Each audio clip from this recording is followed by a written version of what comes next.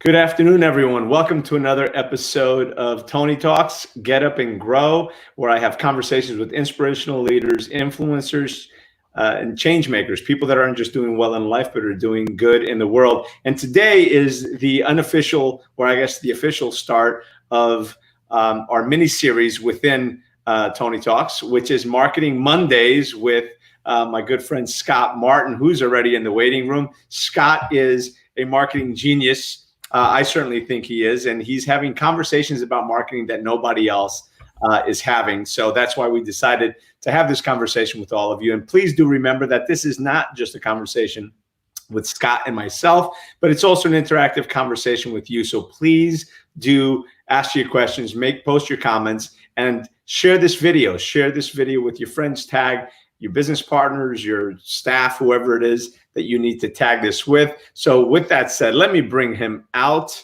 Here he is, the man, the myth, the legend, Scott Martin. Oh my God. Good to see you again, man. I just realized that we started talking before the segment and we didn't actually definitively say what we were going to sort of kick this off talking about, or did we?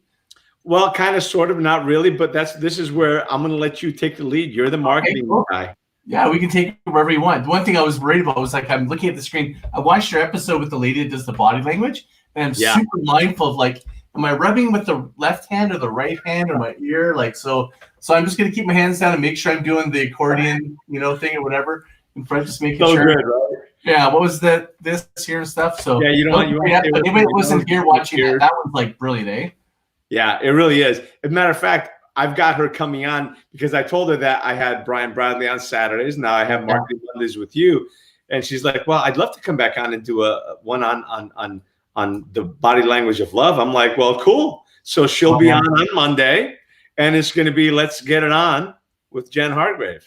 That's great. And I saw the comments in the field. So many people, like that one, I could see a lot of people were asking a ton of questions. Yeah. And that's, I think that's really telling because people are really interested in that, asking a topic. So maybe as we're talking, if people want to have a specific question about marketing that I can address or add, then please do. So, and I'm also thinking about, yourself, Tony, we could probably have some conversation about doing, I wouldn't call it an intervention because that sounds like it's negative, but we could maybe even talk about some practical ways that just so people can visualize or see ways that we can also even improve this show. And we can talk about some different ideas that throughout this Marketing Mondays, just kind of take some little different pieces and stuff like that, right? Make it real, make it active, right? I'm so down with that. I've got no shame in my game. I know that. Listen, I'm enjoying doing this. I'm putting out a lot of great content and a lot of great people. Really, you guys are putting out all the great content, and I know that we're having a great impact because I get so many messages and emails from people. And absolutely, if there's a way of making it better, I am a perpetual student. I try to, even when I don't feel like it, I do everything I can to stay coachable and stay teachable. So anything that, any suggestions you can make, like I said, you're the expert. I'm going to listen. So with that said, please do ask your questions. We've already got someone on here. Hey, Anne-Marie. She's just come on and said, that's great too. By the way, Scott, if you want to see the live comments, I don't know if you can see them on the top right-hand corner of your screen. There's one that says private chat and the other one says live comments. So if you click I didn't see that. Perfect. Thanks, man. You can see them coming in as well. And I obviously, I post onto the screen the ones that are most pertinent or that we're discussing. So by all means, do ask your questions about marketing, whether we're going to be talking. And actually, you know what, today maybe we can talk about Facebook marketing and boosting on Facebook and maybe some tips and tricks and some of the mistakes that people are falling into when it comes. Well, maybe I can start with just giving a quick background so people really understand a little more about like where I come from, because yes, absolutely, I have a different point of view than most people would realize. I'm not your typical marketer. And just to give people, like, so is that good? Because I think last time we said we were gonna. Yes, we did say that. My apologies, we did, but we got started in the green room a little bit later than we normally do. Everybody else always has these like COVID cocktails, so I made my own. It's called the Tequila Mockingbird, just so I can. Tequila Mockingbird. I love Tequila it. Mockingbird, yeah. So it's like my classic drink. So I've been like, I think Tony, you've seen some of the content from me in the past. Heard some of my podcasts and so forth, but I've been around for 25 years in marketing. I cut my teeth in marketing early on when the .com boom started, and I started selling websites when people were still figuring out what is a website and what is the internet. And in a matter of less than a year, I actually was working with some venture capitalists that said, hey, you're really good at this. Why don't we spin you off and do your own company? And in a very short amount of time, I completely focused on this really unique section of marketing called one-to-one marketing or personalization, which is now that would have been the grandfather of what is now considered AI, right? Which is relational databases, collaborative filtering technologies, which are basically, for people to understand what that is relational database and collaborative filtering is when you pattern match. If you've ever been on Amazon and you recommend you look at a couple books and then it makes this recommendation, it's perfect for you. I just thought this was just so magical. I was like, oh my gosh. And I fell in love with it because the one thing that I've always enjoyed, and this it kind of comes full circle where I'm at today, is I enjoyed the idea that you could individually customize a marketing message to an individual and treat them like a human being on a one-one and predictively give them something of value before they even knew that. And it's based on what's called a learning relationship. The more you know about me, the more I'm able to actually recommend or anticipate your needs. And this has actually been around since the country store. Like when they recognize you coming back and they're like, hey, how's your grain of salt, or whatever it is, are you out? That was back in the day. We had a relationship with people. And this technology was, I thought, the great bridge to be able to create humans to kind of come together and do that in really innovative ways. So I think anyone that's listening, this whole learning relationship, you could do manually and you could be doing without all this big tech, which is the more you know about your customers, the more, and especially right now in COVID, the more you can actually use this time to try to do a deeper dive in what they are. You might anticipate where they're going next, for example. So anyway, so I really fell in love with these technologies and I ended up basically in a very short amount of period of time, I made a really bold move for someone in my early 20s. As I started when I was doing this, I realized there was an issue. The issue was privacy.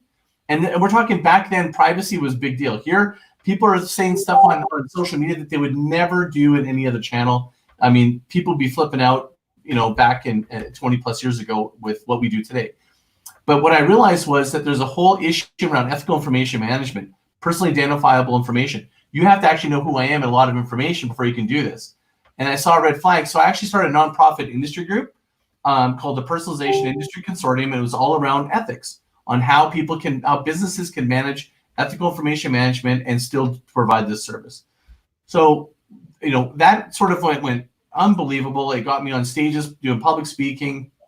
I didn't even know what I was doing, and I was still speaking in front of hundreds of people all the time. Like I was so young. I look back now and I just knew that much more than anyone else, like a snip.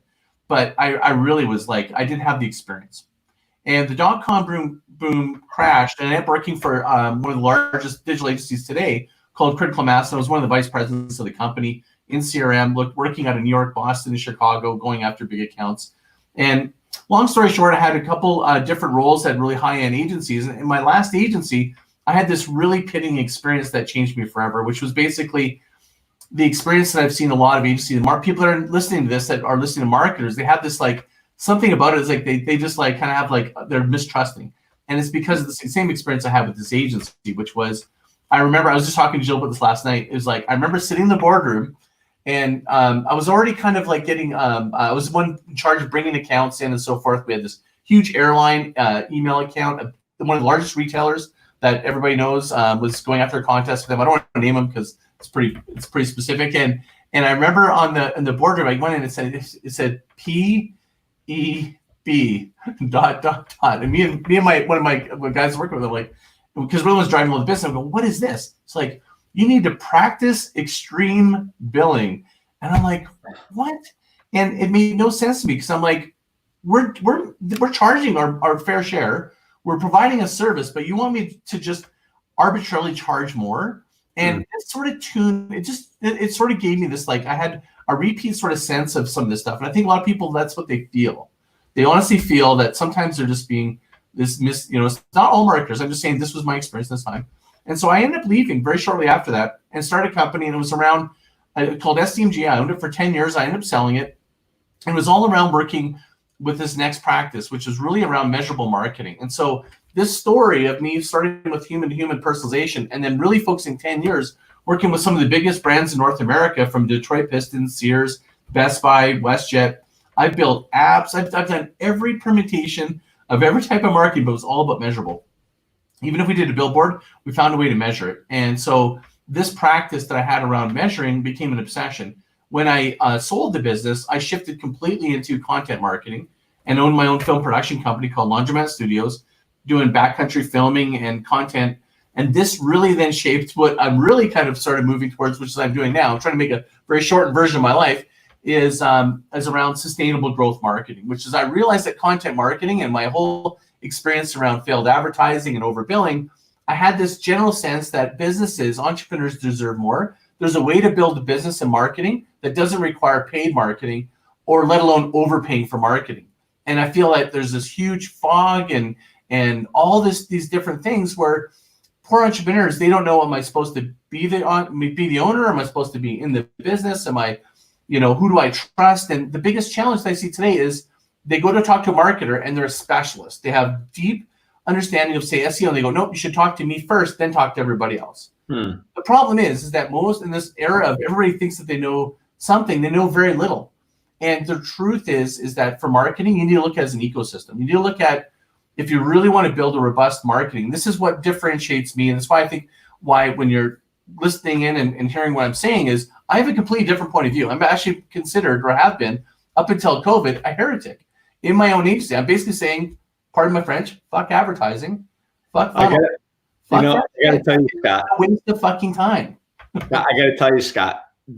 One of the biggest reasons. I mean, look, I love you anyway, and I think you're brilliant. But one of the reasons that I was happy to have you on last week, and I'm excited about this miniseries we're doing, is because you are like the anti-marketer, right? You're the guy that's talking about things that aren't popular yet, or you're looking at the new trends. You're looking at where things are going, as opposed to following the herd.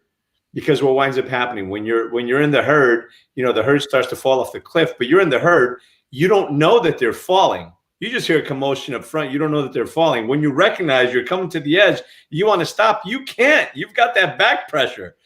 You, on the other hand, you're in the back saying, okay, but we're not going to go with the herd. And you're looking at a different direction now and how to take things and looking at things from a different perspective. So I love that you're the heretic of market. Hold on, the quotes. Oh, yeah. I had them off screen. The heretic of marketing. I love it. I love it. I've had some very unpopular points of view, but that has actually changed. In fact, I was in the middle of almost finishing my book. I have had to go back and change the tone of my book because the tone of my book is sort of like a little bit like, wake the fuck up, right? Now I got to go, okay, I have to have a little more softer tone because I'm like, we're here. And the truth is that we're here in the sense that people are realizing they're having a different perspective about being resourceful, about thinking differently, and also looking at how your marketing and your business can be so unbelievably volatile. And it's there. I'll be honest with you. Like there's been a long time where people are going digital transformation, diversify, all these different things. I mean, I systematically have worked from my home, had no employees, and this was born out of this would be 3 downturns I've gone through. And all 3 of those downturns before this, I waited too long. I ignored all the advice. I didn't diversify. I did all the things, but yet I was doing all the things on paper that I should. I owned my own building, right? I didn't overspend. I did everything. We were good, smart. But we still got crushed, and it almost crushed me. And this last time, I was like, never again. And so you can see this convergence coming in. So I've been basically like a marketing prepper for the last number of years. And I'm not saying that because I'm going, shame on you for not thinking that. I'm going, it's still plenty of time. And it's like, this is a great wake up call. But more importantly, this is a great opportunity to look at resourcefulness. And I say that with my, we can go on a deep dive just on resourcefulness. And what I mean by that is looking internal to your resources, your existing clients, your relationships in your ecosystem that you currently have. Focus there first before trying to scramble going, how am I going to get more business? Because if you look outside of that right now and try to predict what's going to happen, you're going to do what most people do, which is they try to step over dollars to pick up pennies because they're trying to go to the next thing and anticipate. It's like anticipating the market. Don't do it. So what I would suggest to everyone to do, right now, if you wanted to be a help to a business and to yourself, is find a way, for example, for a small business going, if you eat at the restaurant or if you had their service and they provide a good service, go on Google and give them a review. If you're the business, go and ask for reviews. That's a way to start building up things that you've already done. It's you're going back to the past of something you've already delivered and just try to bring to the forefront. Maybe you're too busy to do it. So there's ways that you can actually very simply do that. And I got a really great strategy just for getting reviews. And I think just even this tip is a game changer for people for reviews. Okay. So starting with Google reviews, and Google reviews on your business, if you're not doing it already, you should be getting Google reviews. This will do more damage for you. This is my growth hack than all the SEM, SEO. And I know anyone that's listening to SEM and SEO is going to lose their minds, but I'm like, nothing beats reviews directly from clients. Now, this is different than, Rotten Tomatoes anonymous ones. This one's actually where you're signed in as the person and going, I was your client and this is what I did. This will serve you. When you get somebody to do reviews, and when you go to your Google page, you can actually go and grab a little link, send it directly to them, and then they can go straight and do the review. But that might not be enough. So you could do that, and that'll help them along, but have the hack. The hack is this, is a lot of times people are too busy to do reviews. And if you as your business owner, if you take a step back and go, if I'm going to go forward, what areas do I really want to make sure that shore up that really help me define my unique point of difference and where I am in business? So what I would recommend you do is write a little, write them and go, would you like me to write a starter or a draft for you to make it easy for you? Or do you want to just write it yourself? You're free to edit any way you want. I just want to save you time. Every time they will go, I'll take your draft. The beautiful thing about that is you make it honest, you make it authentic. You try to put in their words, but what you're trying to highlight is they might not remember what's important. You might go, yeah, he was great. But then you can remind them going, hey, we really did a great onboarding process and it made such a difference in their team galvanizing in their culture. And they go, well, yeah, I remember that. And I've actually reminded them, and it was really great because when you do that, you're able to actually pinpoint different areas of your business to really create a really beautiful landscape of why someone should do business with you. And you really want to think about what are the barriers.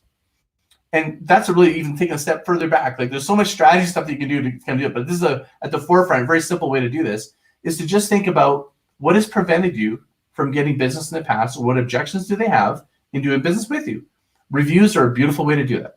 The second would be if you can go the step further and get something on video and get them to do video. And one of the ways to do that is like, I think, Tony, what you've got right here is a really great platform strategy, which is people edify you on this show. I mean, you're really smart by being able to bring other people in. You bring in their ecosystems, right?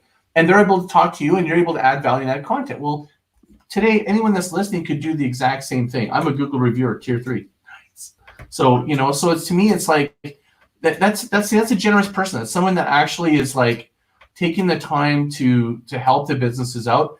Everybody here could help anyone else, even including Tony and whoever else, even just going, hey, this show is amazing. So am I making sense, Tony? Sorry. Absolutely. As a matter of fact, you're touching on something that somebody said to me last week where, and I don't know, it might have been you, but I don't think it was you, is at the end of the show, I should have the guest saying, hey, listen, I was just on the show. It's great, whatever, and get a video review right from the guest that I have on the show. So that's something that I started doing. So we'll do that. We'll do that right afterwards. Yeah. That's exactly right. It's like, to me, it's like, so think of what people think about. So that's good. So let's talk about that. So we're just going to move where the conversation goes. So you have a piece of content and you create a piece of content. What I learned, and this, I'll tell you a little story about how this whole concept was rolled out, was I learned something really interesting from heli skiing. So when I had my film production company filming in the backcountry of heli skiing, I was filming with my film crew and with like athletes who have mega egos. They want to hawk everything that's big, and they want to go, like, they want to have the perfect shot. They're trying to be in movies and stuff. And I'm trying to create videos and movies and content to help the heli skiing operation grow their business. That's actually how I basically took my passion, something I loved, and figured out what can I bring of value, be resourceful, and get free skiing, which I got 12 years of more skiing than most professional snowboarders or skiers, and got first class experience, and ended up making content, filming myself and my friends. I've got hundreds of hours of footage of this, and I still haven't even cut yet. So my whole point of this is, when I was doing this, when you're in a helicopter, you've got infinite gas. It's expensive. You got a small group. Weather is always against you. The light is terrible because you're in the winter. Like, everything that's possible that's hard to do, it's then. So you get a very small amount of content that you can shoot. photo and video. And imagine, it's not like doing in the studio where you go shoot again. It's like the guide and the athlete just went down. You got to go, okay, we got to move the whole crew and go down, right? Like it is, you get such a small amount of content. So what I learned was, how can I create so much content from one piece of content? And that's what I learned. So basically, it's like how to basically, it's really more like about recycling content or recasting content. So with your stuff that you're doing here, you can almost do like we already talked about this, doing a montage or the best ideas you got from all the guests, or you do another video edit of all the best comments or the best laughs or whatever, right? That's a way of recycling and using the content in different ways. So when you're looking, guys, at making content or stuff that you've got already, you could probably go back to your past content and reframe it, and it's still relevant because it's like either the best of or it's what clients have already experienced. Even though right now you have no business happening, you can make it like business did happen and this is what happened. Does that make sense? Yeah. So if you be resourceful, go back into that it's like going into that cupboard of your kitchen. You go into the back. Everybody has it, right? The back of the cupboard, there's that one jar that's been sitting there. Make something gourmet out of it, right? Do that with your marketing. Yeah, that's brilliant. Go and speak to. So if you're not working with any clients now, if I'm hearing you right, so my background is real estate. I've been in real estate for 30 years, right? Among other things and businesses because of the real estate, but real estate. So speaking to the realtors out there right now, go back and speak to the clients that you closed on their properties 3 months ago, 6 months ago, a year ago. And if you didn't get the review from them then, get the review from them now, right? Because if you're not busy doing or taking new clients out, if you're not busy taking listings because nobody's as busy as they wish they were, then use that time productively and reconnect with those clients. And while you're asking for that review, you can also ask for that referral. So there's always something. So this is going to give you another like layer of like kind of thinking around this. Right now, people are very sensitive in the sense that if you're just looking out for you, it's not going to fly, right? You had to have knocked it out of the park to just go straight up and ask. No, exactly. Yeah. So it's like, don't go, well, let's go and do reviews of my clients. That's going to go the opposite way for you. If you didn't deliver beyond their expectations, then they feel like, I'm going to give you one because you deserve it, like that. If you're not at that point, but you still go back to them. So what I would recommend is, my process in my book is called Build, Give, Grow, Transform. And I'm thinking about changing the last one to Move, but that's another story. So the first step in anything to grow marketing is give. So universe, Master Co. Don't give first, right? Like, so think about what you could give and what we could offer. What interaction could you have? And then gently maybe ask afterwards, but don't make it a bait and switch feel. Like, I think that you really, if you can put in the line of the customer, you have some interaction that's of value to them. And it's just even that right there is like, how many people right now are waiting for business to start? Forget about reviews. What if you actually took 10% of your database and wrote a handwritten note and seeing if they're okay? I mean, to me, it's like, now is the time to bank equity. So I did a program with another plat who's got a multidisciplinary service. He started doing something online, which is just give, not ask anything back. And he can't believe how many messages of people are going, like, are you going to eventually charge for this? And this is great. And he's like, I can feel that I'm still connected to my customer base. If not more so, I've shortened the path between coming back and going back into business. I don't feel that I'm having on-ramp. I feel like I'm going right into it. And so that's maybe another thought in your mind is going, how can you do double duty? Just like the piece of content, like when I was going back to the heli skiing thing, we would film a little seg, it would be a 30-second, jump. I'd end up taking a screen capture from it.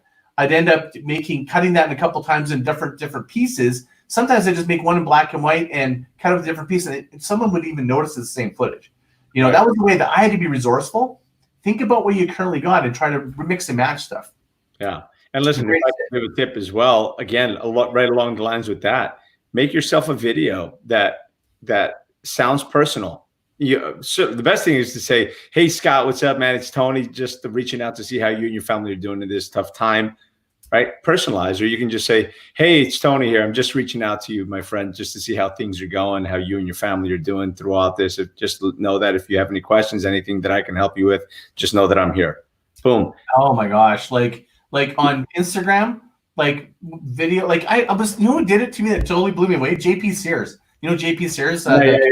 So he was on my podcast, and I've been messaging him going, "Are we doing this recording or what?" Right? And I just kind of thought, well, he's super busy, he doesn't care. But then he sent me this heartfelt video, and I was like, he sent me this long heartfelt video. I was like, dude, I'm his biggest fan, because he's just like, he's real. Like it just made me feel so fucking important and real that I just we become friends, and it just like that's what you can, that's potential for you with your clients in this time, is even you don't have to offer anything. You don't have to even, all you can literally just go, we can't wait to open and serve you. I hope you're here if you need anything. We've got this program, like whatever it is. You can be very informational, but I think if you come at it with it audio, if you're not comfortable with video, just do an audio message on DMs and LinkedIn, like LinkedIn audio messages. Just hit that button, you get a high response.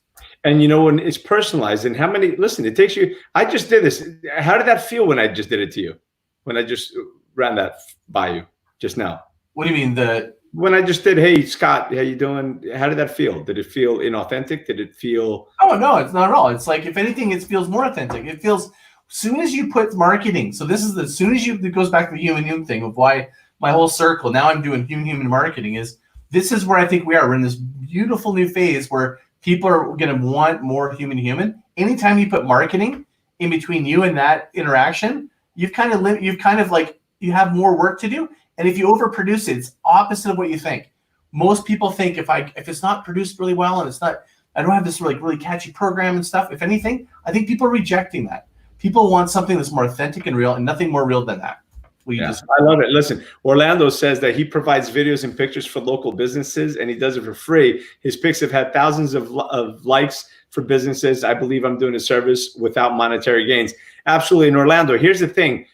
The more you give, it'll come back to you in spades at some point. If it's not coming back to you now, it'll come back to you later on without you even asking for it. So absolutely. John says it's caring. It needs to come from our heart first and not from our minds alone. Absolutely.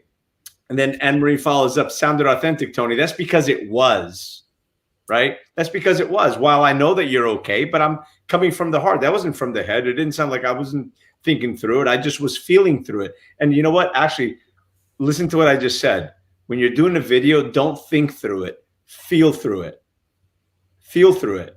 Come from the heart, not from the head. Tony Robbins says all the time, if you're in your head, you're dead. If you're in your heart, you're smart. So when you're doing video, this is actually a really good one. When you're doing video, imagine them in front of you. Imagine you're sending that video to your mother. If you love your mother. If you don't like her so much, then maybe think of somebody else. But think about, someone that you love, and you're sending this message to them. And it's really heartfelt message. It's marketing, but it's more than that, because you're reaching out to see how they're doing, and people appreciate it when they know, as the saying goes, and I forget who said it, so you may remember, but people don't care how much you know unless they know how much you care, right? So put that out there. Let's see. Scott, Carla says, Scott, thanks for sharing your knowledge. Build, give, and transform. Tell us a little bit about Growndswell and how you picked the name. I love that, Growndswell, by the way. That's a great question, Carla. Thank you for that. Thanks, Carla, for the question. It's a name I had for my business from a long time ago. And because of my background, I love surfing. I used to live in Hawaii. I was trying to pursue a semi-Canadian, moved to Hawaii, trying to pursue a professional windsurfing career. That didn't go very well, but I had a blast. I totally got into surfing and traveled the world. But when I started getting into marketing, I was really trying to tie in my surfing, this word groundswell, and the fact that I've always been about impact and making movement and purpose-driven marketing. It just was like, it's just in my face. And I'm like, it's groundswell. It was like, those one of those moments and words that it would not leave me. And so that's the best way I can describe it. Like for me, a groundswell more or less it's the combination between a wave. So a wave, if everybody doesn't understand waves, is there's waves that are created by storms, faraway storms. And a groundswell is when this massive storm and the waves, they're very chaotic first, and then they start linking the wind and stuff, and they start getting bigger, and it creates this very beautiful, from the air, you can see these really long, beautiful lines. And for surfing, it's phenomenal. For sailors, it's dangerous. And it's they got this great, they have massive impact. They're super powerful, super consistent, and they also can be, tsunamis typically are from earthquakes, but so can groundswells. But most surf that you see is a wind swell. It's a closer It's a closer storm, and it's not as frequent, it's not as long, it's not as powerful. Not to say that they aren't. And that's also the name and the term for a movement coming from the ground up. And I've always believed that the foundational marketing and the foundation of making something powerful is starting from the ground up. And one of my quote is, patience is the new growth hack. And it's like, because I believe that all these short-term tactics are like surface waves. You're getting a wave, you're getting caught on a wave, on a trend. You're going, what's the next hack? That's just a wave. It's just you're just catching something, and you're always like, it's unfulfilling, quite frankly. So if you don't have a foundation of something quite solid, where you basically need to exhaust your organic and your core resources within you that don't cost you money first, but more importantly, you need to build your core groundswell, the people that support you. I call it your epicenter. It's really an epicenter for a market for a groundswell, which is where the storm is. The bigger, the thicker, the more powerful the epicenter, the more powerful the groundswell. And so I've just sort of switched as your epicenter, your personal purpose, your mission, your vision, the clarity, and the more clear you are on the direction between you and the point of where you want to go, that's the more direct the wave goes, the more powerful it is. And so for me, that's what groundswell is. It's like creating your groundswell, creating your movement, make your difference. Yeah, I love it. I love it. Yeah, that groundswell creates that wave of change, right? Totally. Yeah, it's like, and it's cool, man. It's like, I don't know. So it's just my thing. So what's really cool? Right over your right shoulder. That's a cool. That's a cool picture right there. So that's actually my sister-in-law. She's I'm a collector of her paintings. I've got them all over the house, and she paints. She lives on Vancouver Island, and so I'm my whole studio here is like surf. I've got a hammock, surfboards. See the one up there? Nice. I love it. So that's not a picture. That's a painting. That looks like a picture. Paintings. Those are paintings. Yeah. Fantastic. In fact, I actually. So I'll tell you another quick story. So one of the other discoveries I had about the sustainable growth marketing and Growndswell was based on an experiment I did when I was doing heli skiing and cat skiing. I was the #1 content producer, the most visible guy in heli skiing, cat skiing, heli skiing Canada. I started it. I had all that content, and I got tons of following, like thousands of followers at the time. But it was because I was producing the content, and I was also resharing existing content. So I did an experiment. This is one of the biggest tenets of like being able to individually grow your business. Is this lesson that I learned just by this one thing. I was like, what if I started a Facebook group and I didn't produce any content? All I'm going to do is I was already obsessing and loving over surf art. And I was like already looking at it every day. But how many of you guys out there just you consume content, but that's it? Why don't you start recycling, doing something with something you love, like the story I'm about to tell you? What I did was I'm already looking at it. Why don't I make a group called Surf Art of the World, share their content? And you know what? I did. I just did it. And you know what? Hardly anybody even showed up. No one kind of came on. And then eventually some of the surf artists were like, hey, thanks. And I'm like, yeah, awesome, cool. You're like one of the top surf, artists in the world. And it goes like this. This is how these groundswells go. Nothing, boom.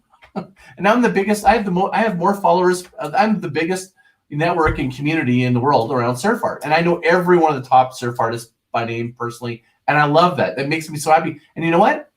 I have never asked for a single dollar. I'm not trying to make any money from it. But you know what? It ties into Growndswell. So I basically, all I do once in a while is I post up, like I posted our one-to-one last time. I did it on my surf art group. They loved it. I sometimes will post a picture of Growndswell or me of Jill and stuff, but it's so light. I'm not even trying to do a hard sell. I do it because it's about a passion. But that's what's beautiful. Again, it all came from your giving, right? It's so important to just give with that expectation, and it'll come back to you. Because listen, you've never sold anything on there, but inevitably, whether you know it or not, you've gotten business from someone who's posted, who's seen, who's whatever. There's momentum behind that. So again, it's that groundswell, right? It's that groundswell. And when it popped and went up, so did your recognition, so did awareness of who Scott Martin was and who Growndswell marketing was. So it's inevitable. So I think it all comes back to you, to the point of what we were talking to, what I was mentioning to Orlando before. And he says he lived in Oahu for 6 years. Oh, nice. Yeah. But you're going to love this. By the way, Jan Hargrave is watching. Hey, Jan, hope all is well, my friend. Oh, hey, Jan, how you doing? I will have you know, Jen, that when we first started, Scott was saying how he watched the episode. He's like, man, I got to make sure. What can't I touch? Is it my Well, ear? I actually wrote a question like, because I rub my beard all the time. I'm always like, But listen, that's a good thing. No, if you have a beard, that's okay. Sometimes I'll do that, but I don't mean to. Yeah, but if you like rub your beard, I asked, so that's okay. You can do that. Now, if you don't have a beard, it's kind of weird. I've got my hand gestures. I'm remembering your comments. The one thing I wanted to add to though, sorry, could I add to our conversation on that? What's that? I wanted to add a little something to the end to the conversation about this. Is the one thing that I would just sort of like have you think a little bit about is so many people are afraid to ask to move a relationship or ask, like, I'm just going to do stuff for free. Now I like the give, but you got to give with intent, meaning there's a phrase before you give, which is build. Build is the equivalent of a catcher's mitt, meaning if you're going to give, you need to find a very easy, very porous, very awesome way that people can connect with you, talk to you, do business with you. If you're just doing it to give, that's great. I'm not disparaging that. I think it's great. It's still a good strategy. But if you want to accelerate that, you can architect that by really thinking about what is the connection. So for example, if I make this big group of pandas going down slides, I could get a massive amount of attention. But that's not really congruent with me if that has nothing to do with me, right? So how you got to make the connection, and then also you got to make a connectivity so that you can between you and what you're doing, so that it can actually culminate into a business, because it costs you time, money, and energy to do this. So if you're doing it as a total value add, straight up, like I did with Surf Art World, great. I did too, but it ties in with my branding. So that to me is the benefit. It's a story you can, it's like clearly I'm living it. It's like totally ingrained in what I do. So it adds to my personal brand, because I believe that what a lot of people do is they have their passion over here and they have their business over here. And I believe that we're in an age now where people want to feel more real. And when you connect your passion and you demonstrate that a little bit and bring that to the forefront, people just go, wow, you're cool. I can't tell you how many business meetings I've been in that have talked to me about before I didn't even talk about marketing. And they're like, tell me about this Halley's King filming you did, or the surf art and stuff. And I already had the deal, but it was like, they were just, they knew that they connected with me. So it's actually brought me business in like directly and indirectly. Yeah. That's why it's important to connect. If you're going to do something because you're passionate about it, not because you think it's cool and because somebody else is doing it. Because if you don't have a passion behind something that you're doing, then people are going to notice that, and there's going to be the disconnect, right? And in fairness, when you just go to give, and I appreciate that, because I give a lot, as you know, as well. But it's important that it's somehow connected to who you are and what you do. Because if there's so much of a disconnect, it's almost like you did this and that was great. It helped for a minute, but then it wasn't sustainable because you're not sustainable to it.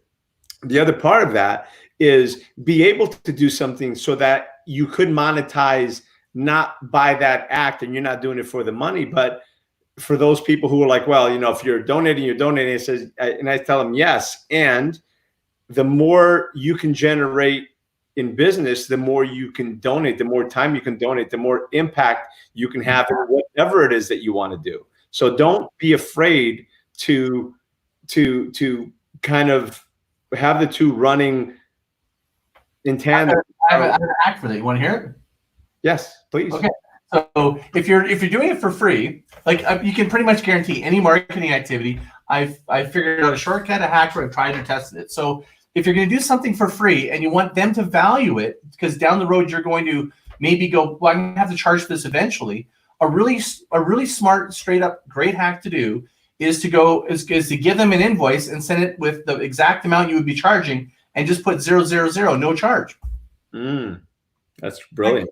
Super easy. And you know what? People respect your time work. What happens a lot of time is, because I'm just, what I'm telling you, I'm not like, this isn't me preaching. This is me going, I have done every mistake you could possibly imagine, including this one. And I've been super guilty of it, right? Of like, I'm always do this. I always overgive my time, and I have to kind of like reel it in. But the example being is I've done this over and again, where I thought that if I just show them how good I am, how I can provide them this service, they will just realize it. And then when I present it, they're going to value it. The reality is it's like what's that in relationships where you got in the friend zone? You got in the friend zone. So and they don't get their wondering why they left you, right? Yeah. So you want to build trust. What you did was the easy path to get attention. It gave you a dopamine. You went, oh, good, they love it, they value me. But what you didn't do is you didn't move the relationship. So to build trust is you need to have a frank conversation going, look, I'm happy to do this. I want to do this for you. This is costing me time and resources. I'm going to treat you just like a client. By doing that alone, you change the frame. You frame it differently. You take the time and do a requirements document, set some parameters for the time and budget and what you're going to do, and then send them a blank invoice, so the no charge invoice. By doing so, you contain the give. They value it more, and you'll find on the other end of it what you're looking for. Even if you're doing it for free, the appreciation they give you, it's deeper, it's better, it's like more fulfilling. So it's a great hack. And I think that's brilliant because, again, it does take time. It doesn't matter what you're doing. Orlando, you say you go out and take pictures, and you get tons of hits. That's awesome. And I'm sure you're really good at doing that. But I would absolutely suggest whether you send out that invoice of the zeroed out invoice, which I think is a great idea. That's awesome. I hope at the very least you've got a watermark or something, or, photos by Orlando down at the bottom of the picture. So at least there's some kind of, I'm not going to say recognition, but so people know if they say, wow, that's great, I'd love to use that. Or maybe you can go to the person that does do the paid marketing, that they do go and charge for marketing and say, hey, listen, I've been taking pictures of these guys for the last, 2 years. Here's all the pictures I've done. Maybe we can work together. I've already got the photos or something along those lines, because you can monetize the things that you're doing. You can give them away for free, but if you keep giving away for free, they devalue.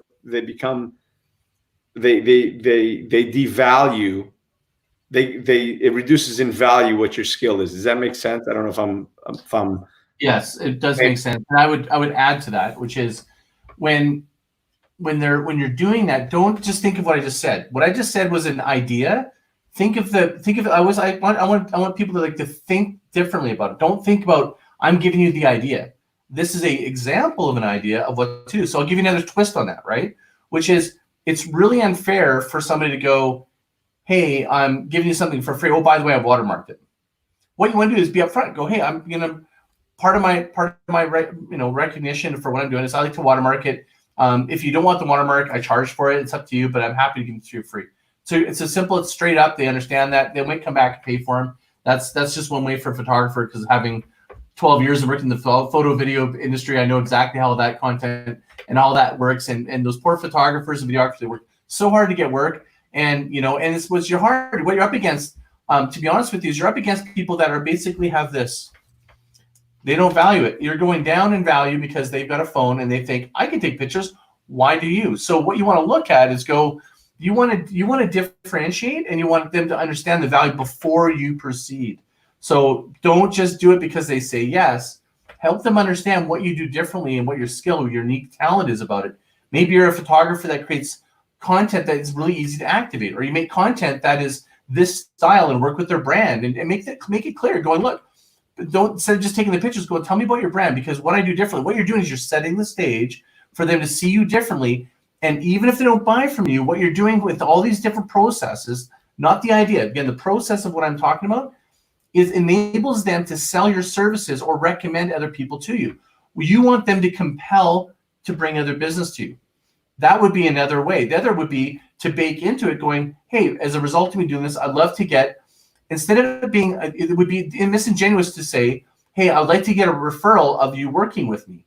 That doesn't, because they didn't pay for the service, right? I think a lot of people do that. And I think it feels icky, the person that's doing it. But what you can do, which is fair and real, go, it's just a subtle thing, is just go, can you just do a referral on what it was like to work with me? Same thing. And it's totally authentic and it's real. That's what you want. You want them to go, people want to know, as much as your talent, they can look at your content, and because I'm talking about the photographers and like people that have visible stuff, right? People can see your talent by looking at your book and looking at your stuff, but they want to know what it's like to work with you and how you're different, those two things. So if you can accomplish that by a couple of these little techniques, don't think of them as techniques or hacks. Think of it as a process going, how can I get the most value from this and be easy for them that would be highly visible. It would be a good trade-off for both of us, because if there's some exchange there, the more that there's an exchange, the more you got to push them to give a little bit, the better it is, even if they're not outlaying money. And this will be really important for the next 12 months. Businesses are going to have less money than you've ever experienced, I promise you, and you're going to struggle if you don't find different ways to add value, and that brings down the cost, but you still got the value back. What if you go the direction, you got two camps. You go in the direction of discounting versus adding this value, then I think what you're going to do is you're going to find yourself in a place that you're not going to be happy. You're going to be competing on the low cost. That's really not a place you want to be. So if you want to flip it around and start thinking about what can I do that they could do, that would be that. Another really great one is going, look, every once in a while I might have a client.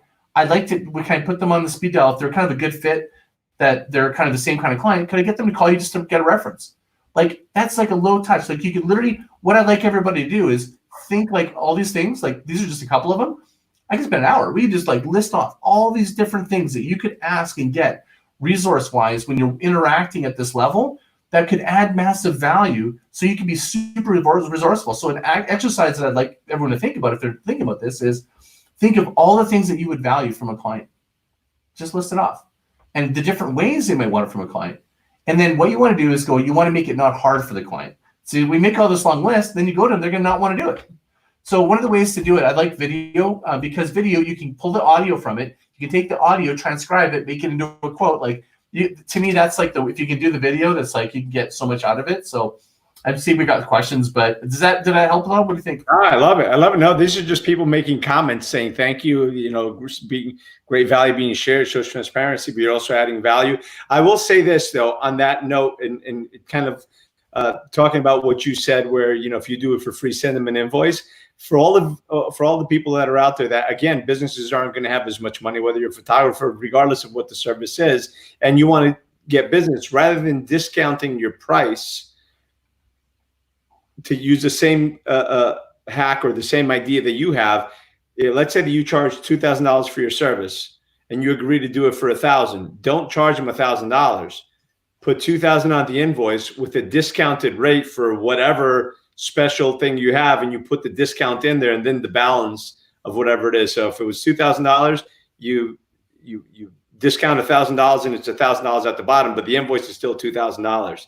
So for future reference, they're going to say, well, you did it for $1,000. Well, yeah, but it was a discounted rate, as opposed to just giving them that. And the next time they're going to say, well, listen, last time you did it for $1,000, can you do it for $800 now, or whatever it is? And I'm not saying that you shouldn't do that or you don't work with people, but just a thought. It's great. I just think my only caveat is don't inflate it. Don't practice extreme billing. If you listen to the beginning of the seg, right? Just be really honest about it. You know what I mean? Like, I think people respect that. And what you're doing is you're building trust, right? Absolutely. They're building trust. They're respecting you. You're respecting the time. And I think this is a great time of great giving for businesses to really show what they have. But there's also a great time to be doing other things, which is I know that right now you want to be thinking about, everybody's trying to think about like getting business. What if you just had a totally different thought? I'm going to give somebody a completely different thing, which is, what if you think about, instead of thinking about between now and what am I going to do next, skip ahead. So how can I shorten the time to me? How can I bring the business, like when the lights go on, how can I shorten the path? It'll bring a totally different strategy and way of thinking. Trust me.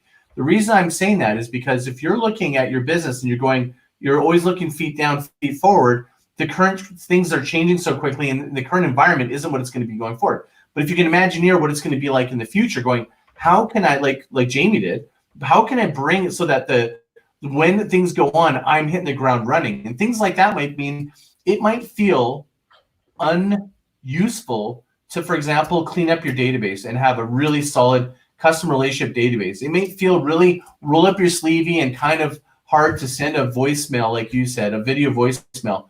What you're doing is the hard work that to me, it's like incremental changes are what everybody's looking for, these fast growth hacks. They're like, want to get it fast out. I love what your guest Brian said. He goes, don't chase the symptom, go to the source, go to the problem, right? Everybody goes to the symptom. The symptom right now is I have no sales. There's a deeper problem, right? Like, what can you do to solve the problem or problems, or go when the problems start going away and you can be at the forefront of that? So I think that that's just like, that's a topic that we could probably go in for an hour. Look at our time, right? I shouldn't have opened that can of worms because like we could just go into that one. But okay, here's the beauty of resourceful, right? Yeah. Well, listen, the beauty of us doing this little mini series of 6 sessions is we can carry on next Monday with some questions. And by the way, if you're watching here now, by all means, put your questions in or DM me some questions, whether we get to them now or we'll be getting to them next Monday. But do put in your questions. By the way, you're still not too late to tag your friends, tag your business associates, tag your partners, your employees, your customers, whoever you think can benefit from this. Share this video and tag it, please. It's it's not every day that we get Scott Martin on the line here. So great ideas. Anne Marie actually asked if you can repeat that, Scott, and I think she was referring to what you can do with video. You record video, you strip the audio. Okay. So basically, there's like maybe I can sketch it and show you, but it's like this is sort of it's a classic way of looking at. It's called hero content, and then you create secondary content. So it's like if you have a piece of content, the top box and the lower box is there. If you have a piece of, say for example, you do a video, it's a 5-minute video of us. You can take that video and put it into a product called rev.com. It's like super cheap. It'll transcribe the entire video. There's a lot of services like that. And you get what you get is a full transcript from it. And in that transcript, you can pull out quotes. And then you can put those quotes beside a picture. Maybe it's even a picture of the two of you talking like we are today and grabbing a quote from this. So Tony, this is our intervention. Right? You could do a picture of a quote that's in here underneath and caption it. And it's like, this is what you missed by not being on my show. Or you can make it into a solid image on social media and have it up as a bullet quote. Or you can take snippets and then cut it together. So what the idea being, when you have one, say for example, the customer referral as a quote, you get them to do it on video if you could, or audio. There's different things you can do with it. You have it on video, you can use it as a quote, you can use it as, there's so many different ways that you can look at content. So it's really about being resourceful with every piece of the content you got. Does that make sense? Beautiful. So Tony, like with your program, I want to suggest something else, which is it's about being authentic. What can happen though when you do this process is then you can go into the other camp of being, you can have every intent, the perfect, you got all these great guests, and then what happens is that you post content in the same way, or all you do is post the same type of content, and nothing feels different. Right. And also when you do it in that same way, something about it, you kind of lose the edge from it, right?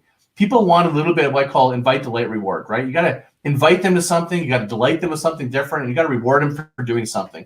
So what I call cross-channel migration, which you're doing here, which is cross-channel migration is when you have somebody, and this is a great piece of content. When you have this great content here, you take this image and this quote and you put it on Instagram, you go, hey, the party was over on YouTube. This is a great way to get your audience over here to go over there by demonstrating what they missed by being in that account. But what people do is they barf the same stuff in every channel with no reason for them to go, what's compelling me to go to that channel? So you can still create the same content, maybe just look at that same work where you create something up here and a couple pieces, make the stuff that you put on Instagram slightly different than what you put on Facebook. So Tony, this would be a me giving you a marketing coaching thing, right? Is what if you looked at your Instagram, because you did such a good job, but you differentiate the posts that you do on Instagram versus Facebook. And then we kind of go, and what you want to do is you just kind of start looking, that's your ecosystem. So going back to what we started, why I'm different, it's looking at it as an ecosystem. If you look at it as you're just pushing out content on these channels, everybody feels it. When you go on some, tell me this is not truth, just ask yourself, have you ever noticed they go to some account and they put the same posting on the same account, then they put it on every group, it's the same posting with the same headline, but they just do it because it's easy. Excellence, that 2% difference, I'm not saying you shouldn't, I'm not saying it's bad, I'm just saying if you want to reach like groundswell level where you really want to make a difference, you want to get better results pound for pound, if you find a way to take your source content and diversify it slightly so that just even if I saw it again and I saw it in a different way, I'd still like it. Like I wouldn't be like, oh shit, I already saw that again. And like almost like, and you subconsciously, do you not? Do you kind of go like, everybody has that person, right? That just like, right? So that might be a way to really, but someone's going to go, well, it's harder. If you make a process where you produce it here and you have templates, you can still make a template for Instagram I noticed you have templates, right? Template for Instagram, one for Facebook, one for announcing 10 minutes away from your launch of your thing, and have a couple caption phrases that are a little different, and then just cut and paste. And so you have a little bit of movement, so it adds a slight complexity, but it's just enough for people, I think, to feel like they're in your ecosystem. They want to be in your ecosystem. The next level of that is you have completely different content and reasons to being, and then you get smart with the different channels. That would be a whole hour we could spend on different channels, what's better about each channel, and how you can, for example, people are like, oh, I don't like Twitter, I'm not on it. Do you know that this is one of the best ones to activate your content? If you just do that one thing, like when people say these statements, it's like having these belief systems that Tony talks about that are global because I'm not on it, that their clients are, or it doesn't have any value. Or they go the other way, they go, this is the channel I should be on because some social media guru told me that Instagram is where it's at and it's where the algorithm is. Both are null and void. It really comes down to you. And I think that's the journey that this Marketing Mondays will help you create reasons and ways for you guys to discover your unique way to get the most benefit, the most power, and the most potential for your business. Yeah. I listen, I couldn't agree with you more. And I'm you said the T word. I'm not on Twitter very often. I have my account, but that's not something I've paid much attention to. So that's definitely something I gotta cultivate for sure. And you're right, because I'm that person. I wind up doing the same. If I make a post in one place, I do put it on Facebook and YouTube. And the reason you do it is probably because you got limited time. Yeah. Right? And you're trying to be efficient, and you still want to get the word out. Right.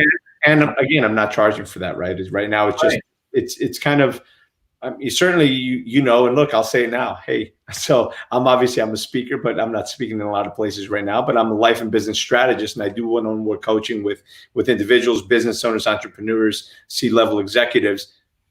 So that's what I do. That's what I really do, right? Aside from also being involved in real estate and still being involved in real estate, but this is something that I'm doing as a passion project, so to speak, but it is close to my heart because that is what I do. I love to make an impact and change people's lives and change perspectives and share information and continue to learn and grow and teach and do that. But yeah, I got to get better at that.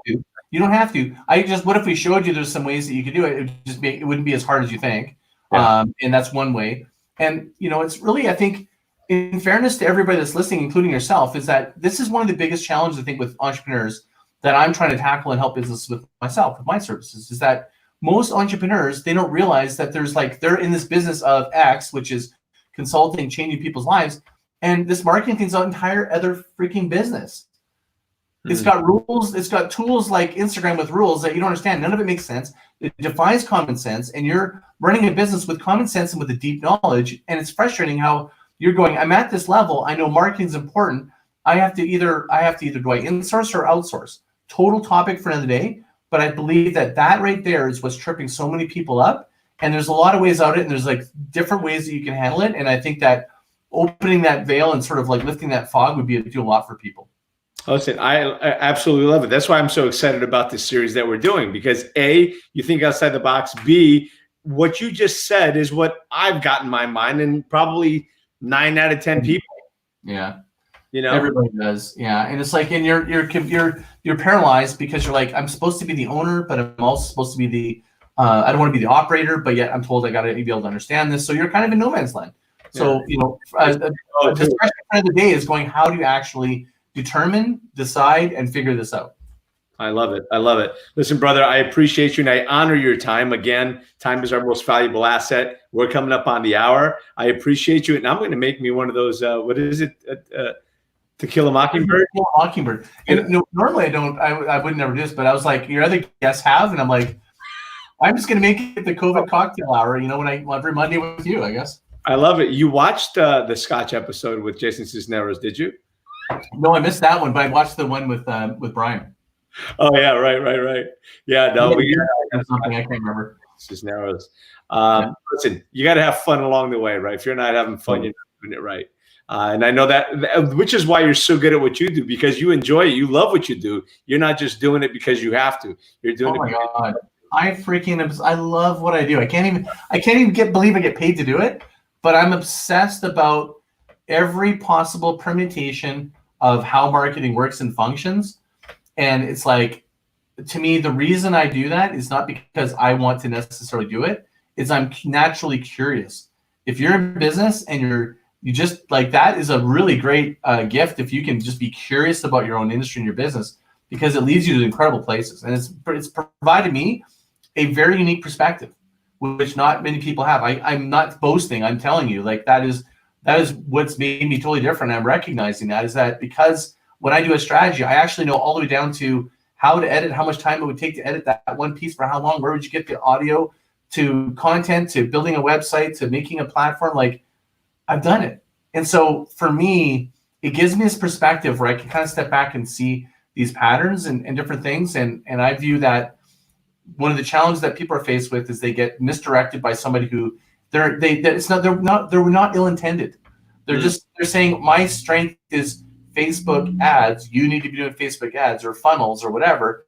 They go to what they know, and they go, well, you should go to me first. Well, because they're trying to defend their business. But really, as an entrepreneur, you need to think. If you think of it as an ecosystem, you step back. You need to be really thinking about, how do I understand the ecosystem, or I need to bring someone in to help assess and help me understand the ecosystem so that I can figure out what's best for me. Then deploy the specialist. But if you let the specialist guide you by the nose, I think you go down weird paths.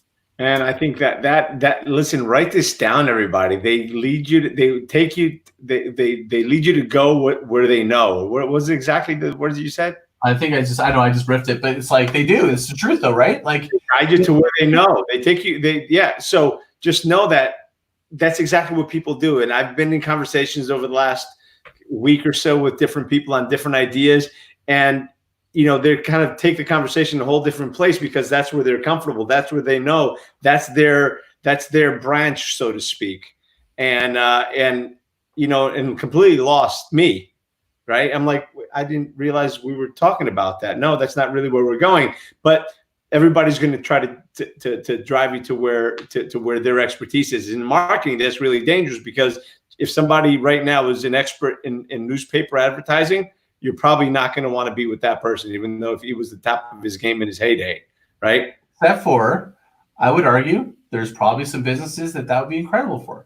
Well, there probably is. Listen, they're still there. It's funny because people ask me, like, oh, it's like this, that, or the other. I'm like, I don't know. We need to figure out what's right for you. Like, I know one client, I'm actually recommending radio. I never thought I'd say the day, because I'm heavily in digital, but I'm like, it's perfect. It's actually a really good. I just watched myself touch my nose, and I'm like, was I lying there? I'm like, no, I wasn't lying. So I had an itch. So just so you know, I was not doing my, misdirection, what you call it. So no, legitimately, like I'm going right now, radio's a good buy. Yeah. And then we just discovered that they've got a really cheap, really great targeting on Spotify. So we shifted to that, but it started with radio, and I went, oh, there's a better one that we can measure better. So I got a guy, one of the top guys in Spotify. He'd be a great guest. Just talking about that is like right now, I'm not big on, I don't like leading with advertising. Like, you got to get your foundation stuff right first. But right now in this market, there is tons of opportunity that's never existed, where there's gaping holes that you can bring down the cost. But people don't jump to those paid things until you figure out the organic and the foundational first. Yeah. And speaking of which, I've got to strip down these videos, take the audio out, and make them podcasts, because I've been talking about doing that for a long time. I haven't done that, by the way. FYI. Well, and like with this, like the question is though, is maybe it does. I don't know. I'm just saying, by nature of what you've done, you'd have to almost think about, if you're going in knowing you're making a podcast, and if that's what you've done, it'll be great. Sometimes the video doesn't translate well into podcasts in some cases, just by the nature of you're showing visuals or the way that you're interacting, and you're not thinking of the audio portion of it. So you'd have to either edit it or not, but it's just something to be mindful of. It doesn't always translate unless you intentionally plan on it being an audio specific one.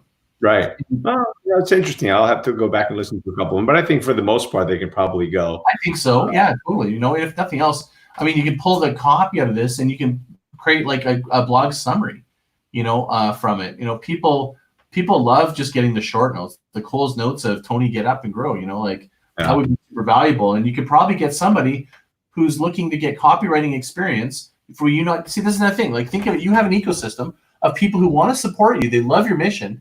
Why not do a call out to someone who wants to bring up their game, photography and copy, help him to co-create some content and get some visibility. And you just drop a little plug going, hey, I got a blog and I'm going to give a credit. It's a great way to work with somebody that's trying to get visibility, especially someone that's maybe not like, say myself, like I've been doing this for years, But there's a lot of people who are just entering into marketing or copywriting, they're new to their careers. They're really going to have a hard time. So really helping them with credibility is a big win for them too, right? So, Right. And it's also for you. You're helping them with their career. So it's a totally fair trade. You're not, no one's taking advantage of anybody. So that's what being right now is really key. I love it. Well, if there's anybody out there watching, let's talk. Send me a message. We'll make it happen. Listen, Orlando has a question. We'll kind of wrap with this. He says, my next project is a COVID-19 and how it's affected their businesses because not all businesses are open in Morristown. I'm able to meet these store owners because I DoorDash. Just an idea. What do you think of my idea is what he asked later on. So my next project is COVID-19 and how it's affected their business. So is it a video blog? I'll assume it's some sort of like reporter style thing on how it's affected their business. I guess the question is you want to go, what's your outcome? So by doing that, is it because you want to make a connection with these businesses? So that would where I start first. Is like, what is your outcome when you're doing any of these projects? It sounds like a great project. That would be the question. I'd love to hear what your answer is, and then that can guide me with the next question. Because when you know your outcome, when you're doing these things, that really guides you in terms of, well, how would you go about accomplishing that with what your said strategy is? Because that's a great way to tell their story, but they may not want to be telling their story. To be honest with you, some people really don't want to talk about how crappy the situation is for them. They want to paint a good picture. So I think it's a great idea, but maybe look at, I don't know. I mean, we can think about this on the fly. I'm just curious to see what your answer is. Did he get back with a? No, he didn't get back. I don't know if he may have jumped off. I'm not sure. Oh, okay. Yeah. So, and I think we can always answer next week, right?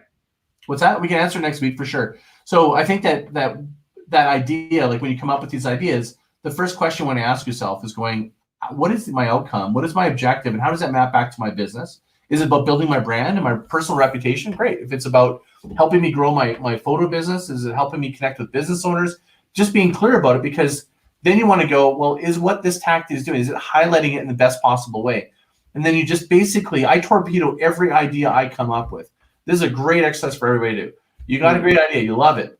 Go find someone who hates it and then ask them why. Why does it? But if you tell, here's another, I'm going to give you another hack. Someone goes, I've got this idea, or I got this logo, or I've got this whatever. And then they go, what do you think? You have not done anything to give yourself good feedback. What you've done is you've compelled them to give you an answer. Even if they don't have a response, you're going to get an answer, and it's going to maybe misdirect you. They're going to feel embarrassed because they didn't have something to say. So what you want to do is, and this happens all the time with logo design, and I coach clients on how to do this, is if you got something like an idea like this, go, hey, my objective is to connect with business owners in innovative ways so that in the future, I have a short path to be able to do business with them and they remember me. My idea I have is to be able to tell their story through photography and meet with them and tell their stories of how they struggled and then come back and do a follow-up on how they've actually won. What do you think? Boom. You're going to get incredible ideas. You're going to get and, right? Does that make sense? It's a really great process. So that's one of the things that I like to teach is not what to do. It's more like ways to think. Yeah. Well, listen, one of the things I love to say is that a good strategist is like a good teacher, a good professor. They don't teach you what to think. They teach you how to think. They don't teach you what to see. They teach you where to look. Right. Yeah. So I love it. I love it. Yeah. I think people, there's incredible marketers. If they just got to unlock it. It's like super close to you. Right. Yeah. You used to be gurus, like gurus of marketing. I'll be honest with you. Fuck that. Like these marketers right now, it's like, it's really get closer to who you are. And it's like, it's in your court now, like never before. For you, you're the one that's authentic. You're the marketer more than you realize. And you're just afraid and maybe even just dismayed by all these stupid rules and weird things you keep getting spun out by. If you bring it down to the simplicity of things, you'd be amazed at how much you can actually do. It's just you need to have the confidence to do it or the process to do it. And that's what I'm hoping to help people with. Yeah, which is beautiful. And thank you again for being here for that. And that is absolutely right, because you hear so many different things from different people. And Orlando was still on, so he just commented, thank you, Scott. But you hear so many different things from different people, from this expert, from that expert. Here's what's working. Here's where you got to be. You got to do TikTok. You got to do videos. You got to, and every time I say TikTok, one of my kids pops his head out, even if they're nowhere in the house. Their head pops out from somewhere. Like you said, TikTok, stay the hell away from TikTok. So there's so many different, there's always, here's one now. It's so distracting. TikTok. Yeah. So the question is, go back to this really simple question. what's my purpose? What's the result I'm after? What's my objective? Yeah. Does it meet that objective? And a lot of times you need to just be there. I get that. Like in social channels, you just need to go, I need to be there. I don't know how it's going to work. Just be there and suss it out. But we'll have a discussion about how to deal with channels. Channel weighting is another thing I talk about, which is don't try to do everything at once. Otherwise, you'll never get to do anything right. But if you're going to build an ecosystem, the first phase is to build, assess, focus, prioritize, individualize, and go, right? Like, and that to me is the best way to do these things. You could always add on, right? Always add on. Get one habit, add one habit. Time, right? That's how you got to do it. Well, listen, so to find you, what's your website again, if you could? I'd love for people to go to growndswell.fm, listen to my podcast. That's to me is, I'm not even, trying to advocate right now. I'm going to have an academy, and you can go to growndswell.marketing if you want to get my one-to-one coaching. I do ideation sessions for businesses on how to actually completely reinvent their business, pivot, and redesign their business in a rapid sessions. It's 4 sessions, 5K. You can call me to do that. But other than that, I would just go to my podcast. I get so much free content that with the best top marketers in the world, and I'm not just saying that, they are the top marketers in the world, and talking about sustainable ideas and how to sustainably grow your business. So I would go to my podcast, growndswell.fm. Awesome. Thanks, brother. I appreciate it. Don't go away.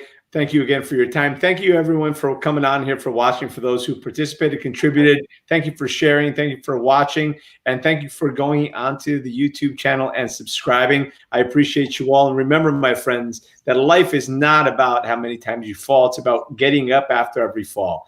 Fall down 7 times, get up 8. And every single time you fall, you have the opportunity to get up and grow we must. Appreciate you all. And I will see you tomorrow night, 6 o'clock. See you guys. Cheers. See you.